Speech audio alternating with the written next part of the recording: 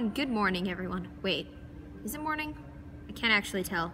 I'm currently on the planet we have decided to call Earth. What a silly name. Anyways, let's get to the weather. It is hot out today. Really hot. So hot that nothing can actually be alive right now. How am I alive? I'm not alive. I've never been alive. At 8, an asteroid rain will be experienced by no one and... Oh my, dear viewers, a large mass has collided with Earth, which I currently do but do not occupy. The temperature is surging. I recommend you try and be alive at another time, as right now, the Earth is simply much too hot. The large mass that collided with Earth caused a sizable amount of Earth's mass to break off. The mass that was once a part of Earth is orbiting it and accreting, and... Oh my, dear viewers, would you look at that? The formerly earthen mass has become its own small planet. Let's call it the Moon. That sounds like a nice name. Oh, I have just received a report. It says that due to the incredibly high temperatures caused by the recent collision, many chemicals have evaporated and formed an atmosphere. That is all for the weather. I have been most certainly human and always human. Tune in later for Sherry with the Archean Eon. Hello there, Sherry Williams here reporting to you from the Archean Eon. Breaking news! There is life, that's right folks. The first life on Earth. There is single-celled blue and green algae. In other news, there will be barely any oxygen early in the eon, so remember to get CaNO2 to breathe real good. But as the eon goes on, new plants will photosynthesize, releasing a massive amount of oxygen known as the Great Oxidization. So remember to get CaNO, their stuff necessary for breathing, to continue to breathe real good. Before we move on to our volcanic segment, let's go to Janet with the environment. Janet? Still just rocks and water. Thank you, Janet. Now, on to volcanoes. Well, they're still everywhere, as well as their lava and eruptions. Just everywhere. Taking up most of the planet, actually. At least our rocks will finally be remembered. Anyway, the Earth still mainly consists of iron, oxygen, carbon, and hydrogen. Before we cut to dawn with the Proterozoic eon, the weather. It's gonna be hot, hot, hot at the beginning of the eon, so remember to turn up that AC and turn on those fans, but even still, you're probably gonna burn to death. Later on in the eon, the temperatures will cool to a mild 70 degrees Fahrenheit, so it'll be a nice relief if you survive. Thank you, I've been Sherry Williams with the Archean Eon announcements.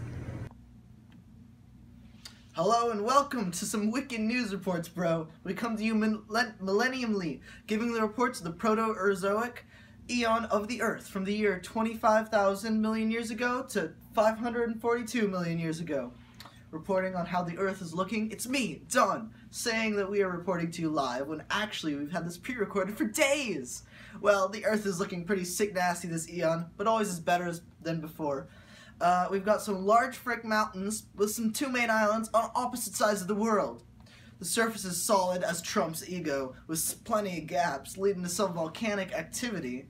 We've got some major episodes of land building leading to the Andes, as well as building up some of the major continents. We've got some iron up the wazoo though. Now we're going to some surfer swag to tell you what's up. To you, Don. Bruh, what's going on, Don? Oh. I forget these things are one way. Okay, so I came down here for the surfing, but then the atmosphere was like, what up, I'm not breathable! So we've got some dope methane, and just like the stuff that goes in my pipe, and some nice carbon dioxide, which is like what I breathe out, right? Yeah, that stuff. The surfing is abysmal, even with the teeny amounts of water vapor in the air, as well as some nitrogen. The atmosphere is toxic to us anyways, as since any righteous oxygen produced binds with iron, making rust. At the end periods of this eon, oxygen was being produced by photosynthetic freaking creatures. Now we be getting jiggy with the other newsies. To you, Don. Thanks for that fresh broadcast, Don. Now we'll be heading over to what's his name? Oh yeah, Don, for a full interactive broadcast on the most abundant resources of this eon and the natural events.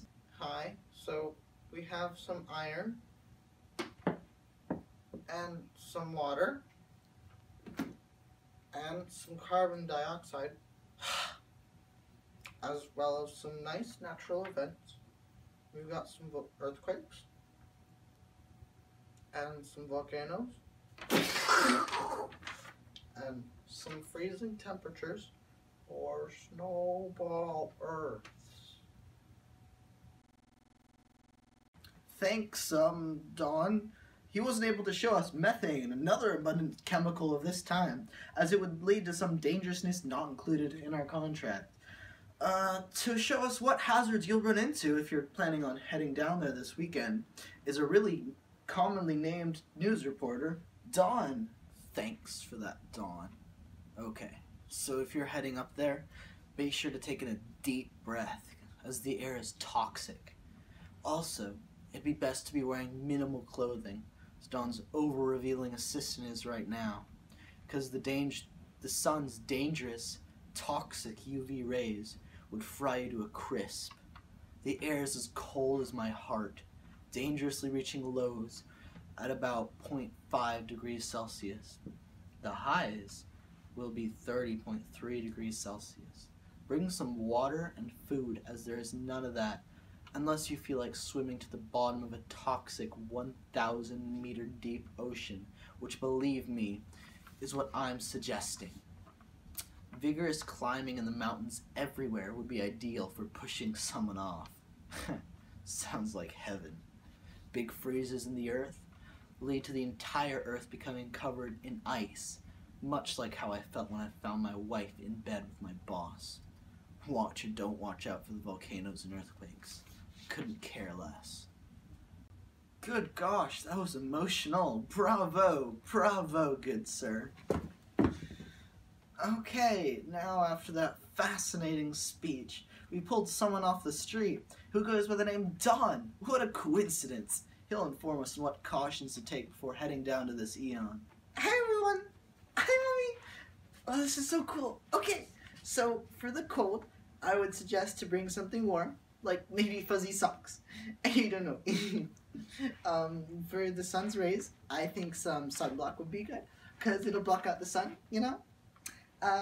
And they don't have any food or water, so maybe you could drink your own pee-pee, like Bear Grylls, and some saltine crackers. I could eat those forever. Okay, so what's this next one?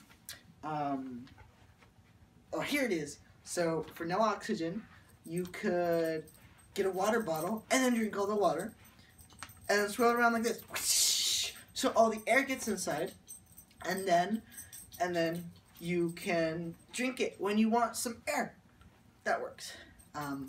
So there are many volcanoes and earthquakes, and the volcanoes won't bother you as long as you don't go near them, because then they get mad and blow up.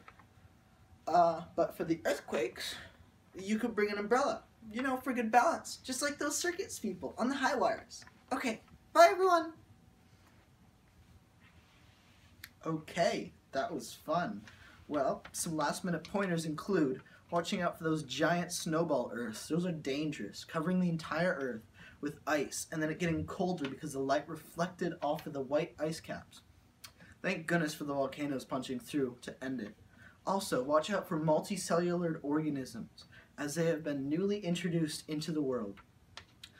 Lastly, if you are visiting towards the end of the eon, you might be able to catch a few wisps of breathable air, as those multicellular organisms are photosynthesizing more oxygen.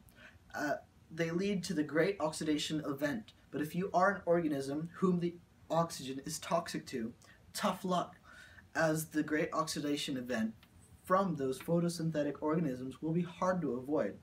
Anyways, I'll see you all later. Since the gradual splitting of Pangea last week, different life forms have evolved into multicellular organisms like humans, which are able to exist on separate continents now, and form rivalries between their countries, like the world's mutual hatred of the United States of America. More on that issue in Vladimir Putin's meme ban at 11. Current reports tell us that the Earth's surface is diverse and filled with life, but primarily made up of rock and soil depending on your region. Of course, this isn't counting the oceans, which make up 3/4 of the Earth's surface. The air above the Earth is filled with oxygen and smoke from the fumes emitted by machines, but thankfully we are able to breathe. As of our last report, oxygen is the main chemical on Earth. Watch out for earthquakes, rain, snow, and the occasional volcano eruption this winter. Be sure to check and see if you live in an earthquake zone or near a volcano. Earthquakes may also cause tsunamis. The approximate temperature of the Earth's surface this weekend is 57.2 degrees Fahrenheit. perfect for sunbathing or skiing depending on your region. But due to the global warming event, we're going to have drastically changing temperatures and weather patterns during the next century, so keep an eye out for that. There are no suggestions to avoid this global warming event because it is inevitable, just like your death. In addition, many species are becoming extinct, mainly due to human interference, and pollution is killing the environment. In other news, scientists ask that you avoid hazardous surfaces on the Earth's crust like pits of lava. Due to this and the extreme temperatures on other parts of the Earth, we trust that you will take reasonable procedures to protect yourself.